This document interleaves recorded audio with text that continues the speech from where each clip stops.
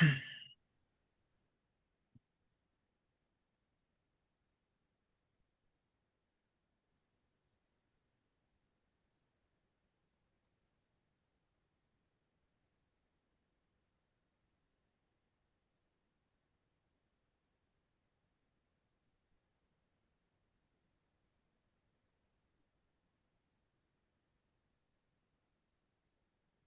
right, Delegate, we're live.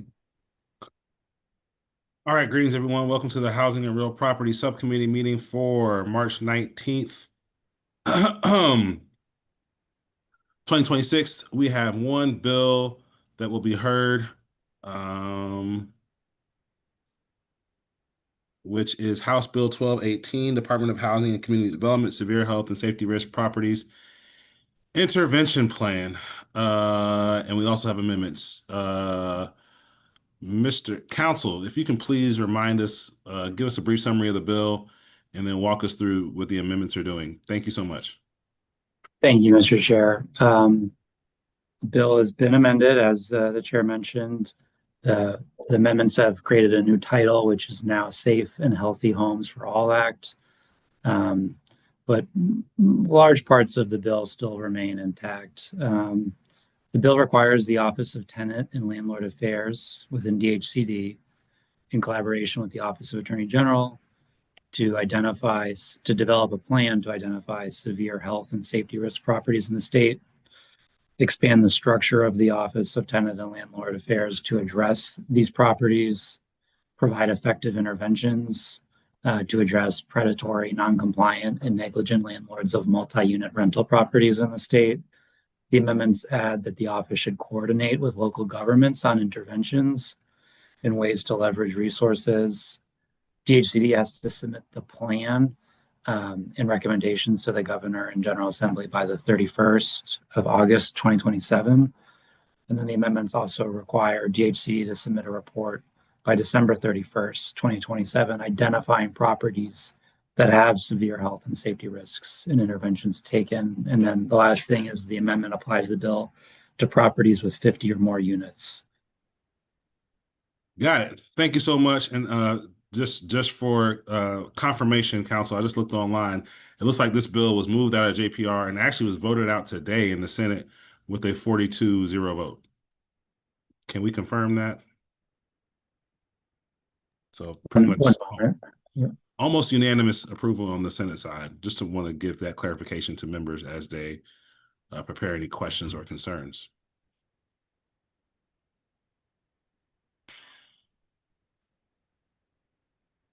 Was that with the amendments or no? To my understanding, yes. Thank you. No problem. How's the fiscal Chair, oh, go ahead. So, yeah, I'm seeing the vote sheet for the Senate cross file. That one was favorable, so no amendments. Oh, there was no amendments on that one. But no. Or are our amendments maybe conforming to theirs? I'm not sure. Madam Vice Chair, so you had something to say?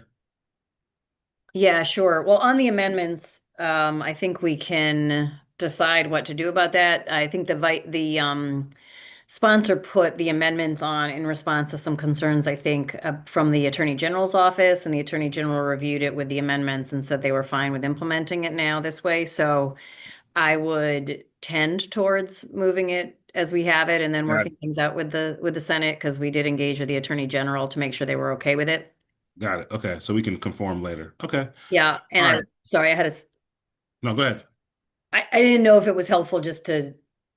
Well, no, if folks are ready to move it, I think that's fine. All right, is there a motion to move? So motion to move the amendments. Second.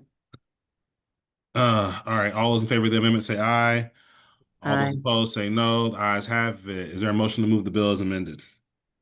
Move the bill as amended. Second. All right, the bill has been moved and seconded. Is there any discussion? Mr. Chair. I think I have Weibel's hand up first, then we'll go to Adams. Weibel? Yeah, so one of the amendments, I think, says identify costs and options for containing costs, including leverage collaboration with county or local housing agency and the utilization county inspectors. What what does that mean exactly? I'll defer to council on that. We wish we had the bill sponsor here, unless someone else has any context. And thank you, Mr. Chair and Delegate Weigel. I wasn't sure what you were referring to. I'm sorry. So is there an amendment 4 that says identify costs and options for containing costs, including leveraging collaboration with the county or local housing agency and the utilization of county inspectors? I think I know what the intent was. I don't know if you want to explain what the legal implication is. Mr. Chair, do you want me to just go with intent? Yeah, go ahead. Go ahead. Yeah, Go ahead, so Madam Chair. I've worked, it's my district mate who put the bill in. So I think what she's trying to get at is there's a handful of properties in the state. 2 of them are in our district, which is why we're very familiar with it, where the local government has used every tool at its disposal to cite and to cite again and to have trouble properties list and to do this and to do that. And there's some of these buildings that have like 1,000 units and still have, like more than 1,000 open citations on them.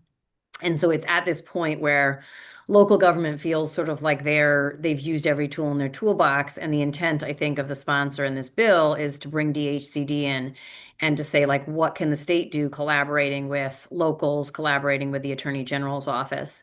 And I think basically she sort of was like, well, we don't really know what we could do. We don't know what the options are. We don't know what levers to pull. And so if you see the way the bill is written generally, it sort of is saying to DHCD, like, hey, get with locals, get with the AG, do some of this work yourself. It's almost like a study. And come back to us with a plan of like what could be, because it sort of sunsets after, I think, 1.5 years or something. What could be a role for the state on these like super troubled properties, the ones that the locals get to their wits' end and can't do anything else. And so I think that's what the bill does overall. So I think the section that you highlighted is really asking DHCD to say, like, okay, what are the collaborations that could happen? Like, how do you bring the AG in? How do you use the locals? How do you kind of build on resources that are already there? And like, what are the costs to doing that? And is there a way to build on resources that are already there so that it decreases the cost overall of doing this? So I think it's a nod to not duplicating work that's already being done, but really finding a way that the state can enhance and harness and build on the systems that are already in place. Okay, thank you for explaining that.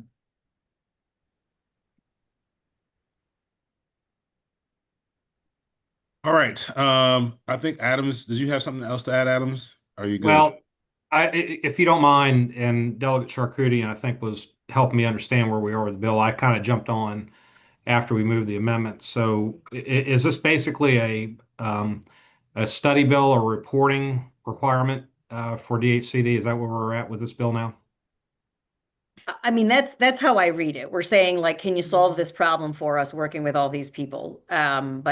But council, if you think it's something other than that, like, feel free to jump in. I would concur with that generally. Thank you.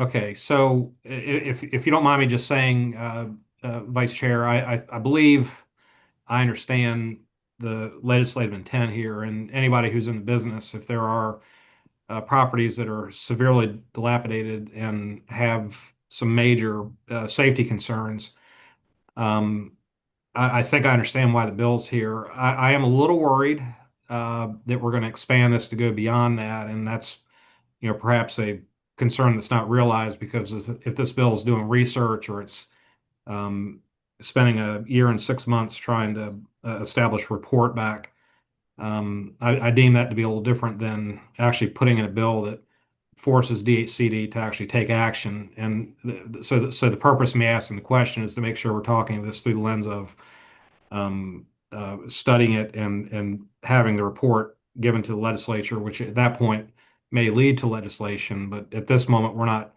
talking about the same thing as the bill is introduced. And I'll just ask it. Would you generally agree with my assessment? And however you answer it, I'll be done. I'll let council. Are you asking council? Okay. Just in council, I assume. Sure. Again, we don't have the bill sponsor here, so I apologize. She's a little busy, I think. Okay, so yes, it's requiring the DHC to submit a plan, and then they're also submitting a report on problem properties. Yeah, So plan and report. So, and there's no fiscal note, right, Wyville? Or a low one, right? Are you happy with it? That's a joke. Aaron, go ahead. Thank you, Mr. Chair. Just to reiterate what Laura was saying, and I appreciate the comments. I guess it's sometimes hard to understand why there isn't a process that can be taken a little further locally. And I've run into it, and I'm not sure what, I guess I don't know the end game of this bill other than what Adams was saying. It's going to be a vehicle to maybe get to that last bit that will make it enforceable. Is that right? Vice Chair, you made the comment, so you probably Yeah, answered. I'll let the vice chair Oh, answer. you want, oh, I'm sorry. I thought you were asking council. Yeah, I mean, I think that this is, the way that I would say what you just said is we're all like scratching our heads and going like, there's got to be something other than what we're doing, right? And I think that this bill is the sponsor's way of saying, well, I'm a state delegate, like the locals are saying they're doing everything they can. I'm a state delegate. Let me see what the state can do. I think I'm agreeing with you on that. That's good. Okay. Yeah, I like, okay, I'm fine, thanks. I do have a follow-up. All right, quick guys, we're at 2 o'clock. So Just real quick, are we literally listing properties under this report? Like, are there going to be that? So this feels more like if we're actually determining that there are properties that fall under some criteria. This isn't just a simple reporting bill. This feels like it's a bill that has a different end game. So, just so I'm clear, are we at the end of this report? Are we going to get a list of 5, 10, 50 properties? And if so, what's the criteria for a property to be unfortunate enough to get on the list and have some of these concerns I have, which is what do we really mean by severe and what do we mean by safety risk? And thank you for answering that question. I'll let council or vice chair, y'all can battle out on that one. Thank you, Mr. Chair, if I may. The Yep. report require the identification of properties, the types of violations as you mentioned, Delegate Adams. Yep. All right. Delegate Mr. Wyville. Chairman, it is $100,000 fiscal note since you asked. Okay, that's under our threshold. You're the subcommittee accountant. I appreciate you, Wyville.